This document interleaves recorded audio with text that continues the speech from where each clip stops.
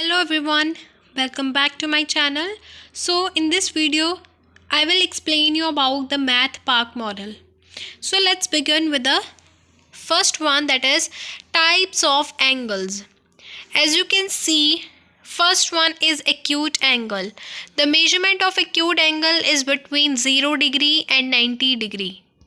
So this is an angle, its measurement is 60 degree, so it is between 0 and 90 degree, so it is known acute angle. The second one is right angle. The measurement of right angle is exact of 90 degree and also known as perpendicular angle. As you can see, this is an angle that has measurement of exact 90 degree. The next one is obtuse angle.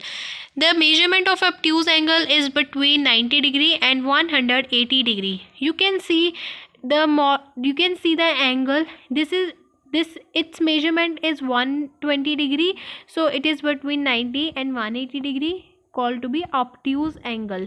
The next one is a straight angle. The measurement of straight angle is 180 degree, as you can see. Next is number line. Now what is number line? A number line that has negative number and positive numbers. On the left side you can see negative number. These are known as negative integers. On the right side you can see positive number. These are known as positive integers. In the center you can see 0. Now the interesting fact about 0 is that 0 is neither negative or nor positive. Next one is a linear pair of angles.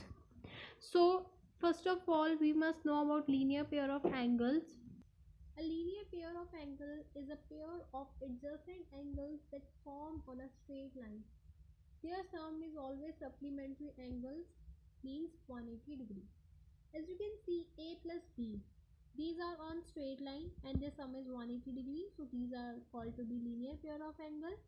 The second one, B and D, these are also on a straight line and of 180 degree. A and C are also on a straight line and of 180 degree. Similarly, C plus D are also on a straight line and their sum is 180 degree. So these are all examples of linear pair of angles. Next is Cartesian plane or a coordinate plane. So Cartesian plane has two axes. First is y-axis and another one is x-axis. Y-axis is vertical in direction and x-axis is horizontal in direction. Now x-axis and y-axis meet on a point. This point is called origin and the coordinates of origin are 0 and 0. Now the Cartesian plane is divided into 4 quadrants. First, second, third and fourth. These are in anti-clockwise direction. Let's see the first quadrant. In first quadrant, x-axis and y-axis both are positive. In the second quadrant, x-axis is negative and y-axis is positive. On the third quadrant, x-axis and y-axis both are negative. In the fourth quadrant, x-axis is positive and the y-axis is negative. Now, Pythagoras theorem, a mathematical principle that states that in a right angle triangle, the square of length of hypotenuse is equal to the sum of square of length of other two sides, that is base and perpendicular. Now you can see the base is of 3, hypotenuse is 5 and base is 4 centimeter. Now square of 5 is 25, square of 3 is 9 and the square of 4 is 16.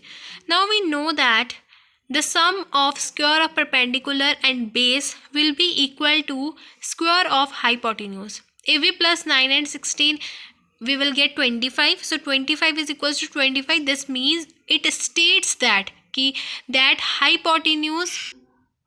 It states that the square of hypotenuse is equal to the square of perpendicular and square of base. Next is types of triangle. So first one is right triangle. A right triangle is a triangle with one angle that is exactly of 90 degree. Obtuse triangle.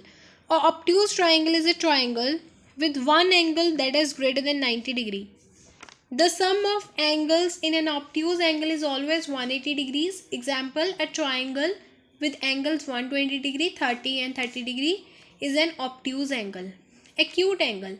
An acute triangle is a triangle with all angles less than 90 degree. All three angles are less than 90 degree. Next is equilateral triangle. And triangle is a triangle in which all the sides are of equal length. Next is scalene triangle. A scalene triangle is a triangle with all sides of different length. The last one, that is isosceles triangle. An isosceles triangle is a triangle with two sides of equal length. The sum of angles in an isosceles triangle is always 180 degree. The height of an isosceles triangle can be found by using Pythagoras theorem or other methods. The last one, that is parts of a circle. The first one is tangent. A line touch the one point on a circle is known as tangent. The next one is chord. Now, a line segment joining the circle on a 2 points of circumference. Next is diameter. A straight line segment that passes through the circle center of a circle and whose endpoints are on the end of circumference. Radius.